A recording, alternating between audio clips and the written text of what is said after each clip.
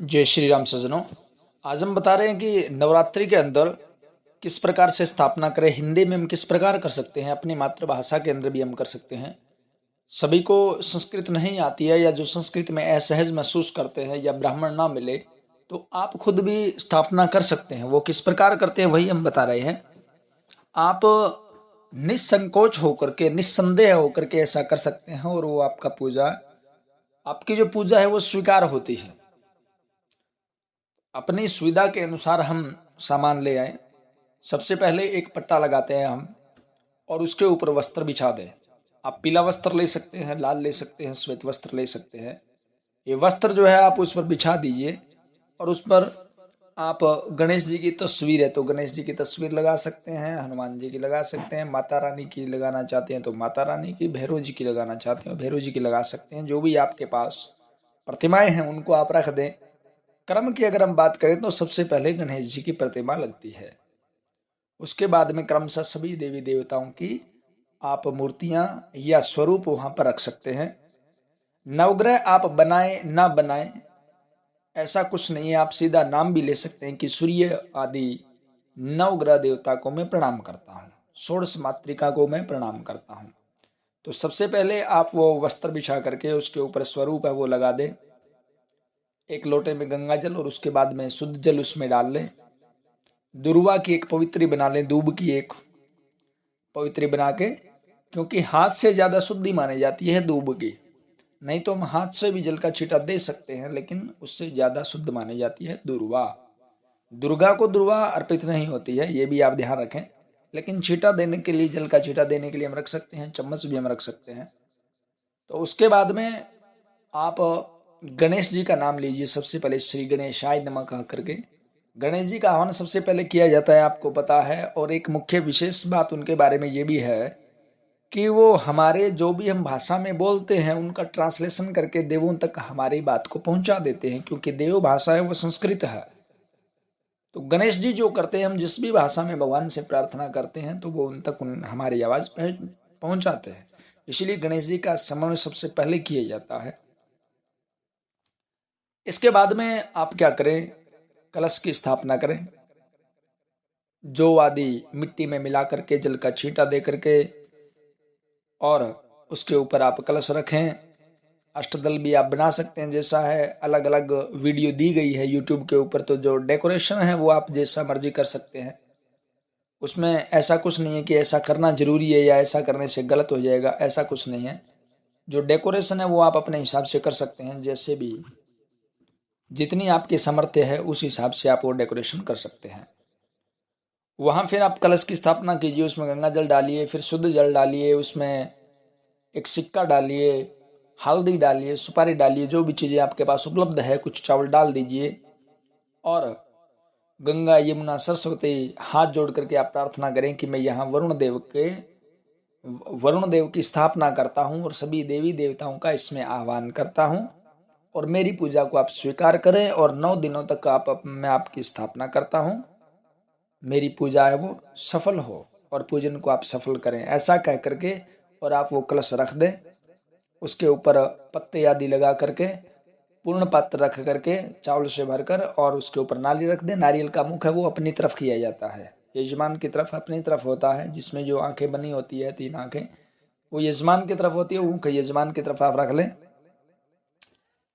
ऐसा रख करके सभी सामान आदि गणेश जी का नाम लेकर के, और उसके बाद में हम संकल्प करते हैं। संकल्प को हम हिंदी में इस प्रकार बोल सकते हैं कि पहले 3 हाथ में आप जल लीजिए, चावल ले सकते हैं, दक्षिणा फल ले सकते हैं, और कुछ उपलब्ध नहीं है तो आप केवल जल लीजिए अपने राइट हैंड के अंदर, बाएं हाथ में, दाहिने हाथ में, और उसको फिर दूसरे हाथ से ढक करके 3 बार श्री विष्णु श्री विष्णु श्री विष्णु बोलिए।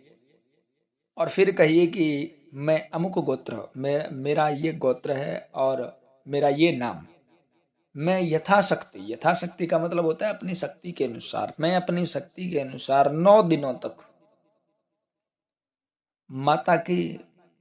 माता का पूजन, वंदन और जप पूजन अपने सामर्थ्य के अनुसार या यथाशक्ति करूंगा। माता रानी कृपा करे। ऐसा कह करके और आप जल उस भूमि पर छोड़ दें। उसके बाद में आपने जो जो स्थान बनाए हैं, जैसे अगर गणेश जी का है, हनुमान जी का है, माता का है, भैरव जी का है, भैरव जी को अगर आप मानते हैं रख भी सकते हैं, नहीं भी रख सकते हैं। भैरव बाबा का है और वरुण देवता का है यानी कलश का है। आप 5 कटोरियाँ या 7 कटोरियाँ रख लें और उसके अंदर प्रसाद डाल लें, नैवेद्य, और फूल डाल लें, चावल डाल लें, फल डाल लें, लौंग इलायची डाल लें। जो चीज़ें आपने अर्पण करनी है देवताओं को वो चीज़ें उनमें डाल लें। एक कटोरी सबसे पहले गणेश जी के आगे रखें। गणेश जी का नाम लें कि आप इसको स्वीकार करें, इन वस्तुओं को आप स्वीकार करें, जल का छींटा दें।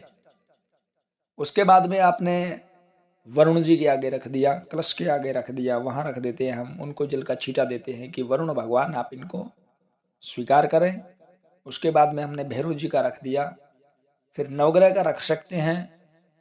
आपने स्थापना की है तो षोडश मातृका का रखेंगे, हनुमान जी का रखेंगे, और सबसे बाद में प्रधान देवता यानी माता रानी के आगे हम रखेंगे।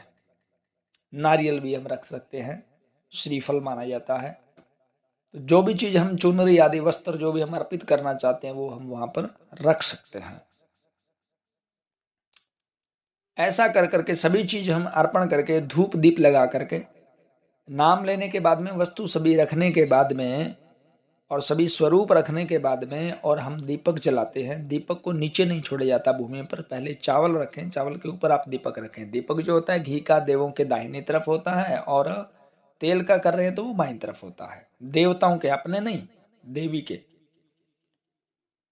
उनको चावल के ऊपर रख करके दीपक, और फिर दीपक को भी हम नमस्कार करते हैं। हाथ धो लें, दीपक जलाने के बाद में हाथ धो लेने चाहिए, हस्तों पर चालना, हाथ धो लें, धूप दिखाएं, और उसके बाद में आपने जो भी पाठ करना है, स्तुति करनी है, स्तोत्र करना है, और अंत में आप जाप करें।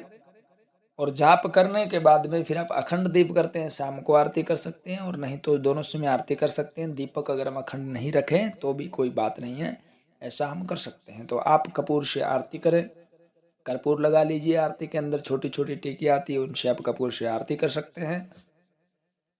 और बिल्कुल भी इसमें डरने की जरूरत नहीं है, अपनी शक्ति के अनुसार जो भी आप शब्द बोलते हैं, क्योंकि देव जो होते हैं वो आपके भाव को समझते हैं। परमात्मा हमारी नीयत देखता है, कर्म तो बहुत बाद की बात है। कर्मकांड से पहले भाव प्रधान होता है, तो हम अगर सच्चे भाव से जिस भी भाषा में उसको अर्पण करते हैं वो स्वीकार किया जाता है। और आपने कुछ पूछना हो तो कमेंट बॉक्स में पूछ सकते हैं।